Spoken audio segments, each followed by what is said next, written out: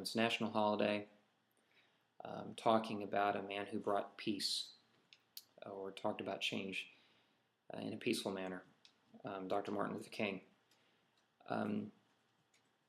It's very interesting that we're talking about something today that Dr. King would never have approved of. At the end of this segment, I'll be announcing a few things, so please listen and stick around. We're going to be talking today, and I don't think you can see that, but presidential executive order that Mr. Obama signed on January 11, 2010. And it's an executive order that establishes a Council of Governors. I'm going to read it to you because most people won't read it. We'll talk about it a little bit. It's executive order establishes the Council of Governors by the authority vested in me as a president of the Constitution, by the Constitution, the laws of the United States of America, including Section 1822 of the National Defense Authorization Act of 2008, Public Law 110-181, and in order to strengthen and further the partnerships between the federal government and state governments to protect our nation and its people and property, is hereby ordered as follows. Section 1, Council of Governors. There is established a Council of Governors, The council shall consist of 10 state governors appointed by the President, members, of whom no more than 5 shall be of the same political party. The term of service for each member appointed to serve on the council shall be 2 years, but a member may be reappointed for additional terms. B. The President shall designate 2 members who shall not be members of the same political party to serve as co-chairs of the council. Section 2. Functions. The council shall meet at the call of the Secretary of Defense or the co-chairs of the council to exchange views, information, or advice with the Secretary of Defense, the Secretary of Homeland Security, the Assistant to the President for Homeland Security and Counterterrorism, the Assistant to the President for Intergovernmental Affairs and Public Engagement, the Assistant Secretary of Defense for Homeland Defense in the Americas, Security Affairs, the Commander, United States Northern Command, the Chief, National Guard Bureau, the Commandant of the Coast Guard, and other appropriate officials of the Department of Homeland Security and the Department of Defense, and appropriate officials of other executive departments or agencies as may be designated by the Secretary of Defense or the Secretary of Homeland Security. Such views, information, and advice shall concern A. Matters involving the National Guard of the various states, B. Homeland Defense, C. Civil support, D. Synchronization of integration of state and federal military activities in the United States, and E. Other matters of mutual interest pertaining to National Guard, Homeland Defense, and civil support activities. Section 3. Administration. A. The Secretary of Defense shall designate an executive director to coordinate the work of the council. B. Members shall serve without compensation for their work on the council. However, members shall be allowed travel expenses, including per diem in lieu of subsistence, as authorized by law. C. Upon the joint request of the co-chairs of the council, the Secretary of Defense shall, to the extent permitted by law and subject to the availability of appropriations, provide the council with administrative support, assignment of or detail of personnel, and the information as may be necessary for the performance of the council's functions. D. The council may establish subcommittees of the council. The subcommittees shall consist exclusively of members of the council and any designated employee of a member with authority to act on the member's behalf as appropriate to aid the council in carrying out its functions under this order. E. The council may establish a charter that is consistent with the terms of this order to refine further its purpose, scope, and objectives, and to allocate duties as appropriate among members. Important to listen to that one.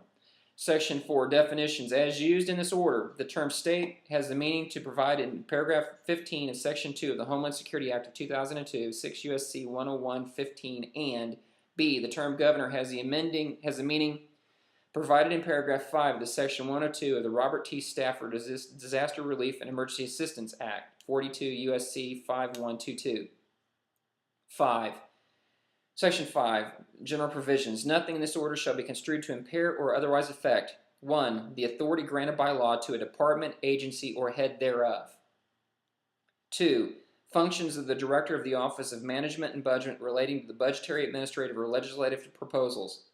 B. This order shall be implemented consistent with applicable law and subject to the availability of appropriations.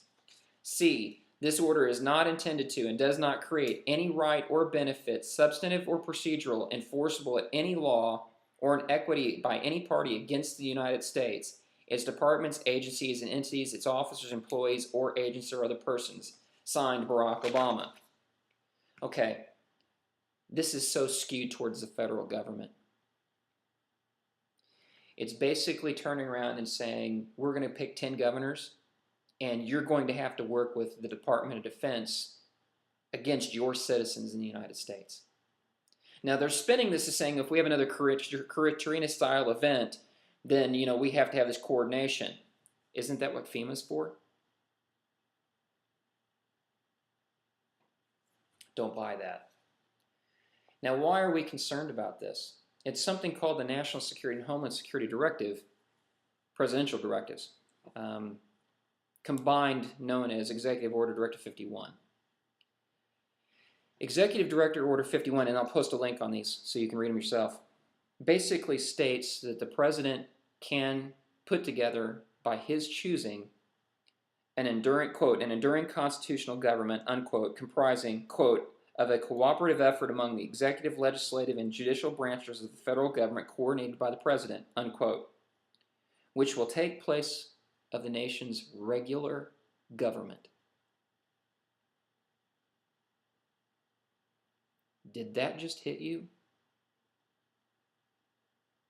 The president can pick 10 members from 2 different parties to put a coordinated council of governors together to meet with Homeland Defense to discuss certain things about how to use the National Guard, in other words, use troops inside the United States.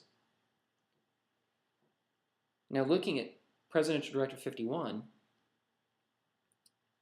it doesn't say exactly what constitutes an emergency. The president can declare an emergency. It could be a Katrina-style event. It could be unemployment hitting 25%, where we're just about out right now. But in doing so, by putting an event together or declaring an emergency, the president at that point in time can then say, this is the Congress, not these guys you elected. Now imagine that President Obama turns around and rounds up all the Democrats on the Hill that agree with him, rounds up all the judges that agree with him, declares an emergency as an effect, and basically sidesteps the Constitution. Remember that President Obama just signed an executive order gives him the authorization to declare anyone a potential enemy combatant and to hold him indefinitely. It is events like these and signing of these orders that have caused me to step away from my day job, and a few other people also. If you look up here on the screen, there is a list of websites. Websites are based upon 2 words: regime change. We're not advocating a violent overthrow of the government. What we're talking about is a peaceful movement to change the current and existing duopolies, the 2-party system. Also, we're talking about regime change in a more euphemistic manner, how we look at life. We believe everybody should have freedom, have the capability of choice, and should have the opportunities to live an abundant and joy-filled life.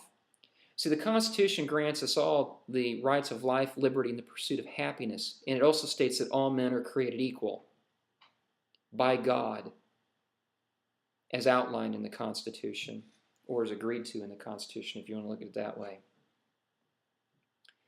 I found out today that my mother's cancer is back, and from talking with her oncologist in the past, it's going to be terminal.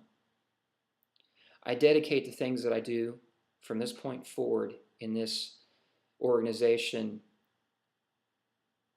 to honor my mother and my father and my son. I ask you to go to these sites, to sign up, to subscribe, to listen, to support, to join.